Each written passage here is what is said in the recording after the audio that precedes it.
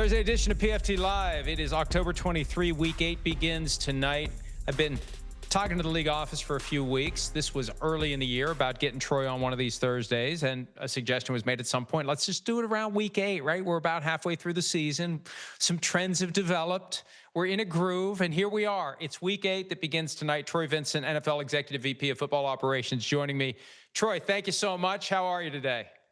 No, thank you. And to your point, we've been talking about this for weeks and weeks. And the timing, I guess the timing just fell in the right place. But the weeks have been progressing. So it's week 8 and looking forward to tonight's matchup.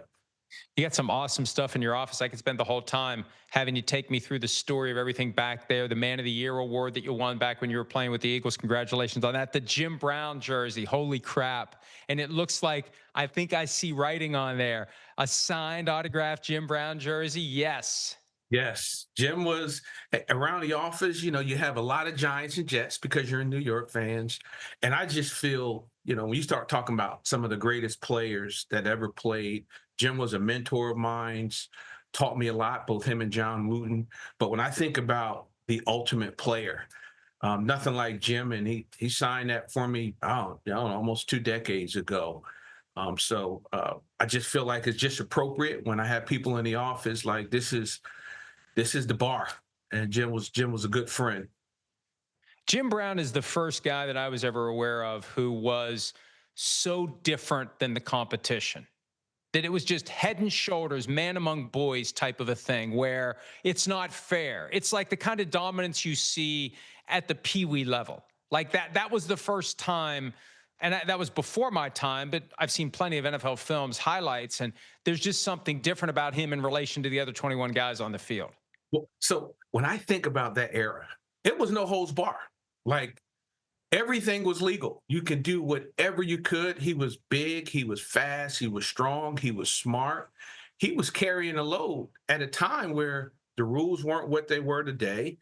And for him to have the success that he had during that time and era, it just tells me, when you look at his number of yards, it was a reduced season. All the things that he accomplished, I mean, it's superior. So incredible. And anyone out there who doesn't know about Jim Brown, look it up, because he was, I think, head and shoulders the best in the game and maybe the best running back of all time. Okay. It's timely that we're discussing this because I have some lingering questions about the Dre Greenlaw suspension, because in my mind, the wall is always physical contact with officials. And we've seen, even speaking of great running backs, Walter Payton got ejected from a game in 1980 for grabbing an official's arm after he objected to a call. So not even the great Walter Payton was immune from being sent to the showers if you cross that line of contact. What is it about what Dre Greenlaw did in accosting verbally Brad Allen following the Broncos win over the Giants that resulted not just in a fine, but a suspension? I mean, you see the video here. We've been talking about sportsmanship for a few years. It's the core of our game. And here, as a player, this is a great moment to celebrate the victory. Look at what you all just accomplished. You marched the ball. You should be celebrating what Bo Nix just did. You should be celebrating with the kicker. But here is just this is selfish. And Brad Allen's post-game report here, Mike, he wrote that up, that this abusive language, this threatening language was one that is just like, there's just no place in the game for that. This is a wonderful moment to be celebrating with the sold-out crowd. The place erupted, is what we want to see every week in the game. And to run and chase somebody down, just like, we're just better than that. The game's better than that. We know that's not being coached, and it just rose to that level. But really, Brad Allen's post-game report was just like, we need to take obviously a closer look.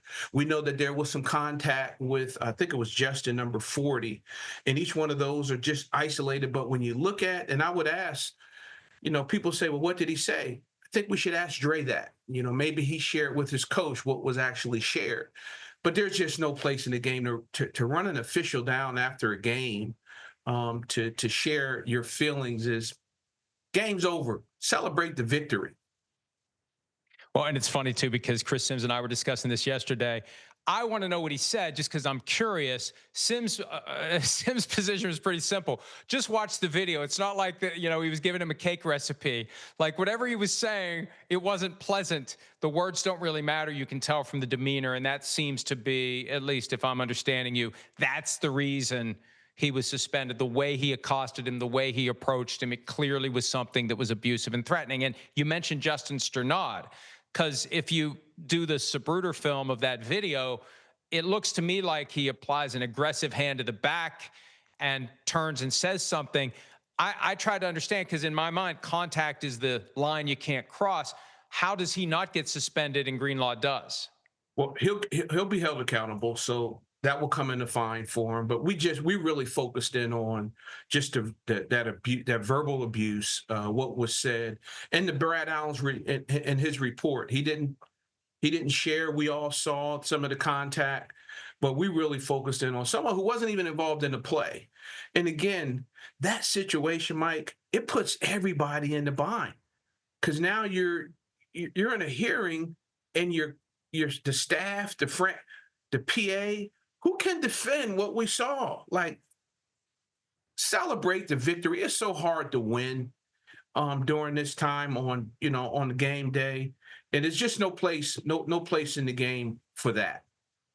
And I also think it's part of the message that the NFL wants to send to all lower levels of sport. We've seen incidents post-game at the youth level between coaches and officials. We don't need that to happen. And I think if you take a strong stand with the Dre Greenlaw, maybe it sends a message to the other levels of the sport. So, Mike, if I can add, is we see it at every level. It's just, we talk about what you tolerate, you won't change. Like, there has to be this level of respect that you have for your opponent, towards your teammate, towards the official, at every level. And we're not perfect. It's not a perfect game. Completely understand the emotions. But then there's a level of just like, we have to conduct ourselves. It's not about where you're from. It's about where you're at and who you're representing. And that's yourself, your family, your team, your teammates. And we just owe it to everyone that has come before us to just make sure that we're upholding, we would say, the standards of sportsmanship. As Willie Lanier shared with me, and I've shared this story multiple times with folks, when I first came into this role, Troy, whatever you do, you cannot make this a blood sport. It's a sport played by professionals. Everyone wants the same thing. They want to make, play hard, have success, individual team success. But you cannot allow certain things. I hear that ringing in my ear with Coach Madden, and that's what we're looking for. We're just better. We can be a good example for what sportsmanship is. Go at one another in between the whistles, and after the game, you shake hands, you pray together, and you move on to the next week. All right, I'll move on to what's been the topic of the year, the topic of the offseason, the tush push. I just want to make sure that everybody understands the procedure here, because there was some reporting early in the year, I think after maybe the Eagles-Chiefs game, that there's no guarantee that this is going to be back on the table in the offseason. But if I understand this correctly, any team can propose a rule that would modify the procedures or just flat out get rid of the tush push. All it takes is one team. Is that accurate? Absolutely. And you're 100% correct. Any team could submit a playing rule proposal, and that occurs right after season ends. There's a time period. And last year was the Green Bay Packers. They had a playing rule proposal inside the rule that talks about assisting a runner. But that hasn't been discussed internally, but absolutely. Every year we have multiple proposals, playing rule proposals, not only from the team, but then also the competition committee can also write a proposal, bylaw, or resolution. And Troy, you spoke earlier this week about the difficulty in officiating the play, but if the tush push itself were to go away, wouldn't the Eagles still run a quarterback sneak with that same alignment and that same possibility of guys on either side of the center taking off early?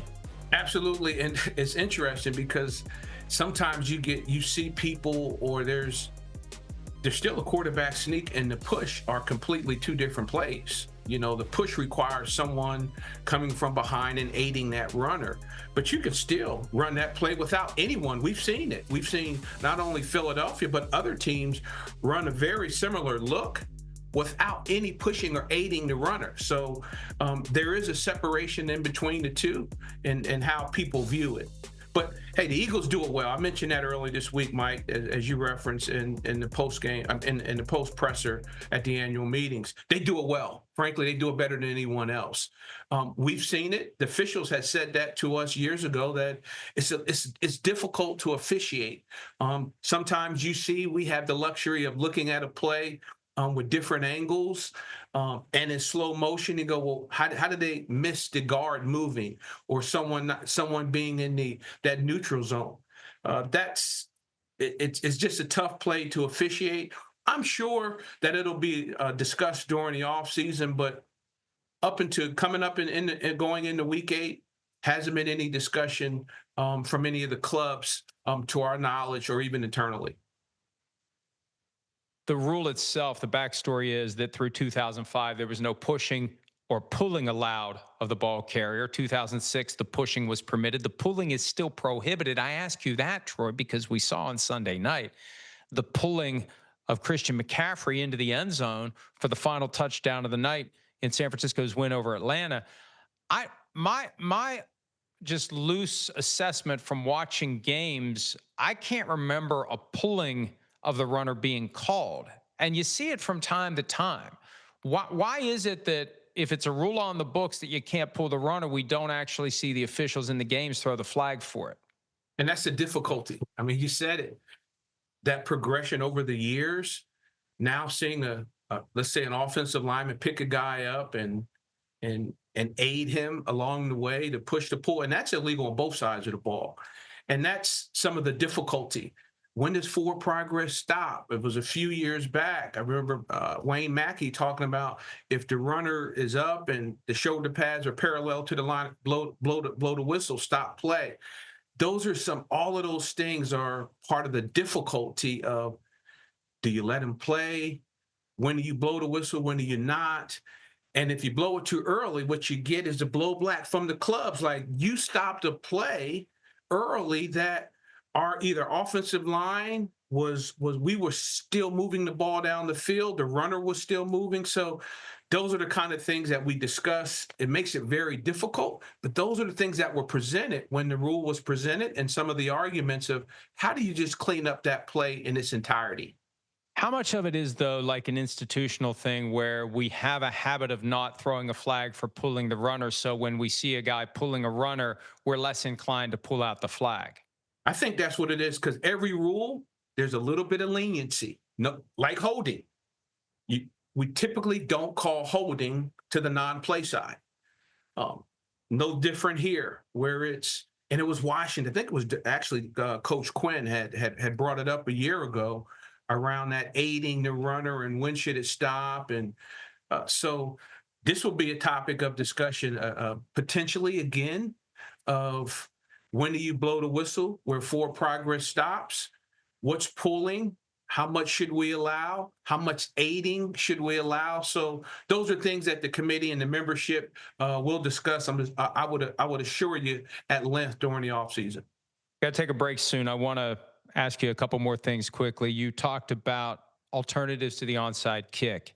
Is there anything on the table other than a 4th and whatever, 12 and 15 play, where the team that would be kicking off has the opportunity to convert that distance and retain possession? Not to date, and I raised that actually with the membership. It is time for us. It was first proposed by the Broncos with John Elway years ago, and then Philly brought that back over the last 2 years. When we just think about the onside kick, and we killed that play when you got to declare it's an onside and you change the alignment.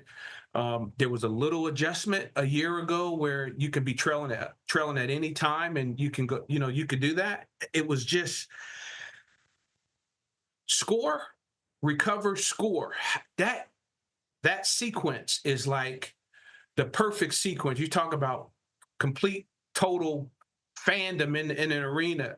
The sidelines erupt, and if you can create that cadence, but to have a recovery rate, 1 for 21 attempts, it's under 5%. We like to see it around that 10 to 14. I think it's time for the membership to really take a look at, again, maybe do it once. You have it where you can do that once a game, but you want to bring an element back where a team has the ability to go for it when they're down.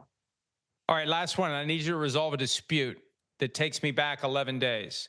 In the aftermath of the Lions-Chiefs game, where we had the Jared Goff play where he wasn't set for a second, so it was illegal motion. After the game, Craig Rolstad, the referee, told a pool reporter he didn't get any assistance from the replay assistant or from the league office. But Dan Campbell, the coach of the Lions, says he was told that there was assistance from the outside. Can you clarify that one for us? Was there any assistance for Craig Rolstad given in that moment? It was not, and I'm not sure where who Coach Campbell was referring to, but we did not. We did not assist in that. We didn't have to. I was in part of that. I'm part of Game Day Central on every game. And Mike, just for clarification purposes here, you heard the officials talking immediately as the play was going on, prior to even the touchdown. And you see that delay. I see it quite often when you get the intentional grounding, where you see the huddle up and that late flag come in. Why? Because they're communicating. And in this particular case, even though it was a motion, a legal shift here, when you look at intentional grounding, did the ball make it back to the line of scrimmage? Was there a receiver in the vicinity? Was the quarterback still in the pocket? You can hear the officials gathering. In this particular case, very similar to that. But we didn't have to get involved in this particular play. Troy, I appreciate so much you taking the time. I know you've got many things to do. Congratulations on a successful season so far. Here's to a wild, unpredictable ride the rest of the way. Hey, thanks, Mike, and thanks for having me. Hi, it's Mike Florio. Thanks for watching PFT on YouTube. Hit subscribe for the latest news and analysis from Pro Football Talk.